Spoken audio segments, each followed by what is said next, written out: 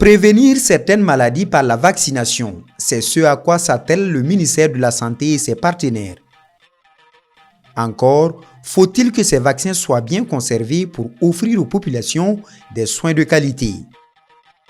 Afin de parer à toute éventualité, Cédric Toé met au point l'Afibag, le sac qui conserve les vaccins à bonne température.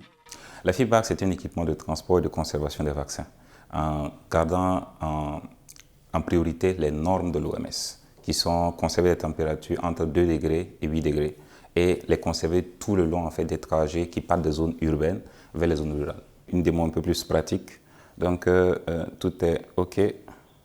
Il suffit à l'utilisateur d'appuyer, le système démarre automatiquement.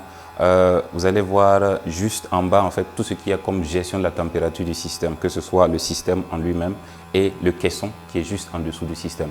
Donc cela permet de savoir, de prédire quand est-ce que la température du caisson va atteindre les valeurs justes, le système s'arrête, et lorsqu'elle quitte la plage, parce que lorsqu'un agent de vaccination ouvre pour enlever les vaccins, il y a un afflux de chaleur à l'intérieur, et dès qu'il referme, il faut ramener le système à la température de conservation adéquate.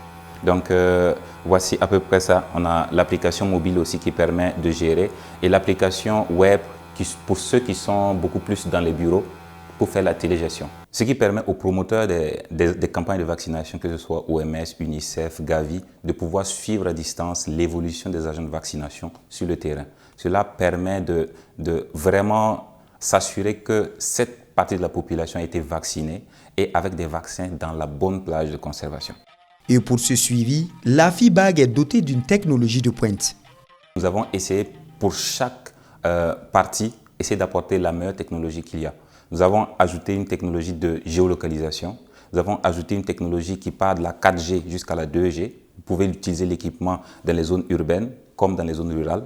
Donc, il n'y a pas de problème de télémétrie, de télégestion qui se pose. Et aussi le système de régulation, parce qu'il faut pouvoir prédire quand est-ce que l'équipement va sortir de la plage de conservation, pouvoir alerter l'agent en amont.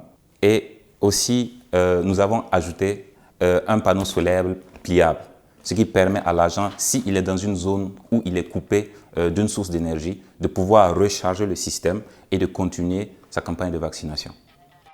Pour le ministère de la Santé, cette innovation va permettre de résoudre un problème majeur de santé.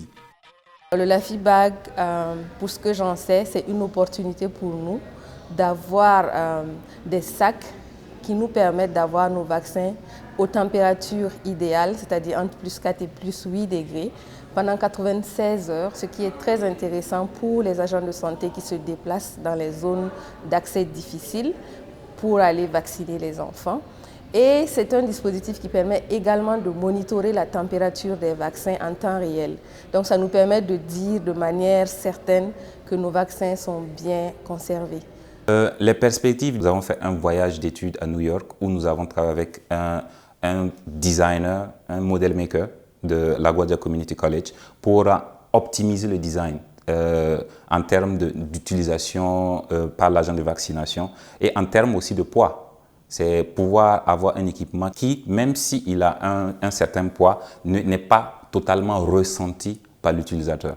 Donc, c'est beaucoup plus aller sur ces éléments-là et aussi finir, on va dire, cette étape-là et atteindre la commercialisation.